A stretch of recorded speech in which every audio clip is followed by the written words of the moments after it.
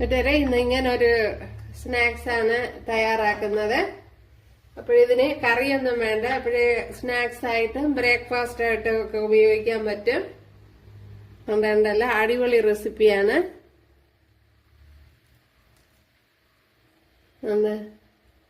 ഇത് കല്ലിൽ ചുട്ടെടുക്കുന്നതാണ്. അധികം ഓയിലൊന്നും പിടിക്കൂല.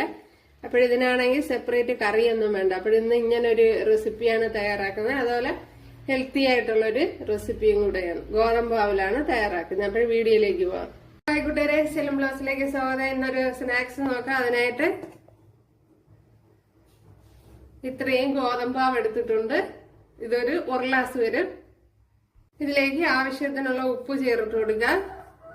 ഇവിടെ കുറച്ച് ബട്ടർ ചേർത്ത് കൊടുത്തിട്ടുണ്ട്. ഉണ്ടല്ലോ, ഇത് ഫ്രീസറിൽ നിന്ന് നേരിട്ട് എടുത്തോണ്ട് വന്നതാണ്. ഇനിയൊന്ന് ഉരുകി വരണം.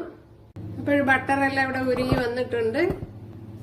അപ്പോൾ ബട്ടർ ഉരുകിയതിന് ശേഷം ചേർത്ത് കൊടുത്താൽ മതി. ഫ്രീസറിൽ നിന്ന് മാറ്റി വെച്ചിരുന്നാൽ മതി. അപ്പോൾ ഞാനിത് കട്ടയോടെ ചേർത്ത് കൊടുത്തത് പണിയായി. ഓക്കെ, എന്തായാലും എല്ലാം പൊടിഞ്ഞ് ഉരുകി വന്നിട്ടുണ്ട്.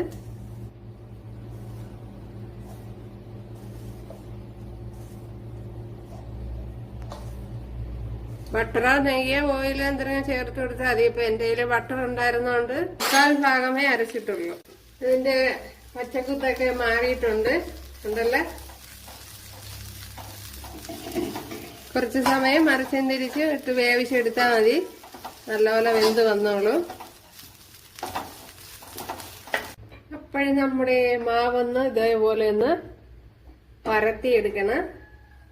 ഉണ്ടല്ല, മാവ് മൊത്തത്തിൽ എടുത്ത് വെച്ചിട്ടുണ്ട്. അകത്തോട്ടാക്കി ഇങ്ങനെ പതുക്കെ ഉരുട്ടിയെടുക്കണം. ഉണ്ടല്ല,